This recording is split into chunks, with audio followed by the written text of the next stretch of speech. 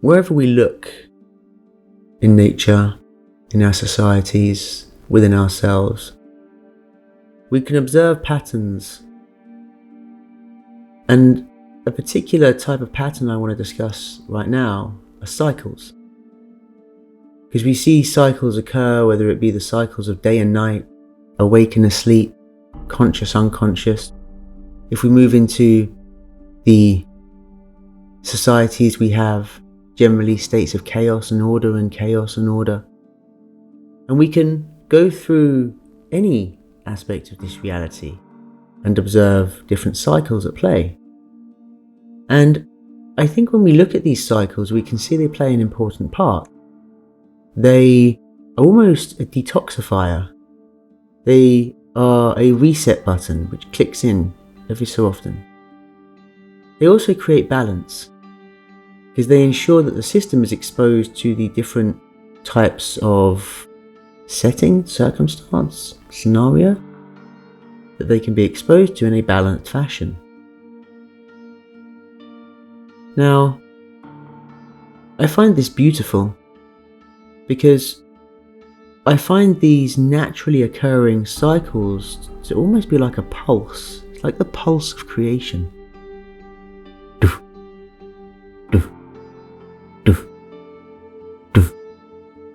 Beating away, ever constant, ever present.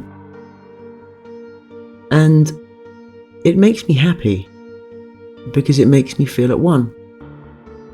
I can see that whether I'm observing the natural order of nature, whether I'm observing how society functions at the highest level with millions of citizens, or whether I'm observing my own physical, emotional, or spiritual unfolding, I'm seeing the same pattern and feeling connected to everything.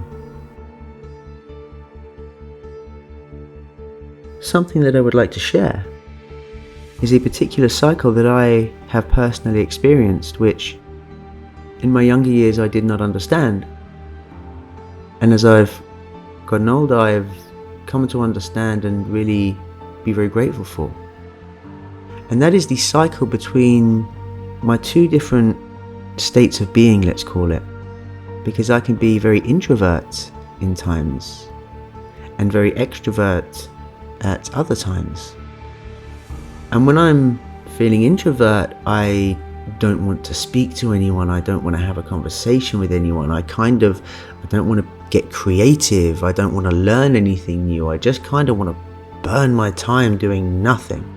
Like I really want to check out.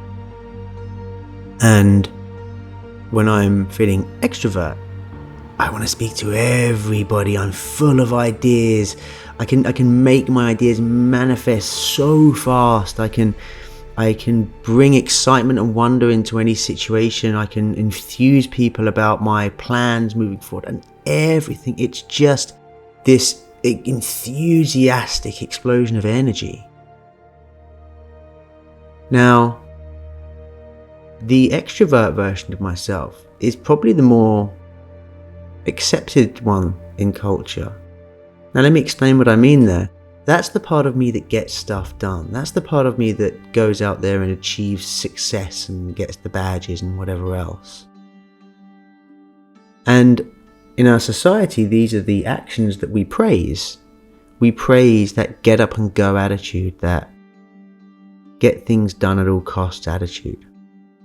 And for that reason, it was always my experience that when I moved into my introvert state, that I would actually be very judgmental of myself.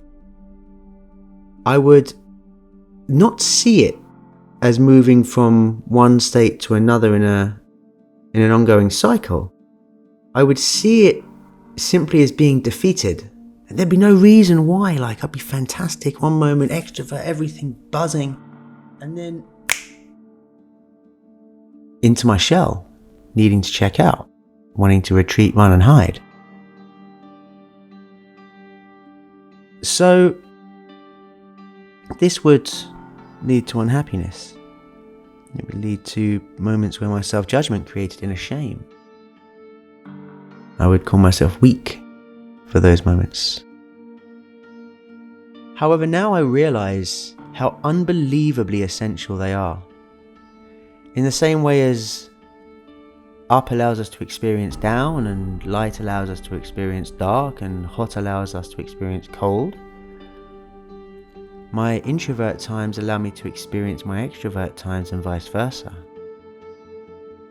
I have also come to realize that when I am in these introvert states, I am in a very nurturing space, very protected space. My energy builds, and it's almost like going back to the loving maternal embrace before the extrovert state cycles back around and I run out into the big wide world with renewed vigor and energy. So I've come to understand these two states not as being good and bad, positive and negative, but as being two sides of the same beautiful coin. One does not function without the other. And for that, I'm eternally grateful.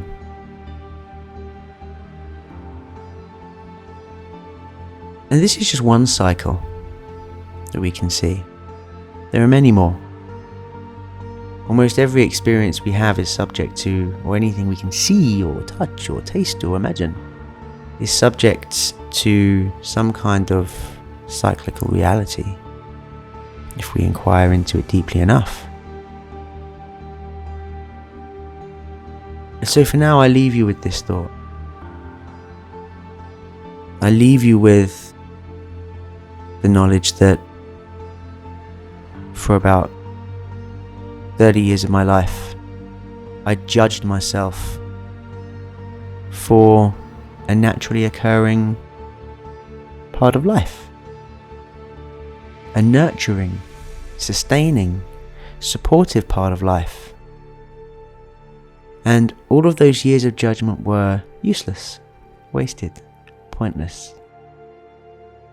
So if this resonates with you, if you find yourself in moments feeling on top of the world and in other moments just feeling like you don't want to look into the eyes of another being, you're not alone. And it's a very beautiful thing when you come to understand it.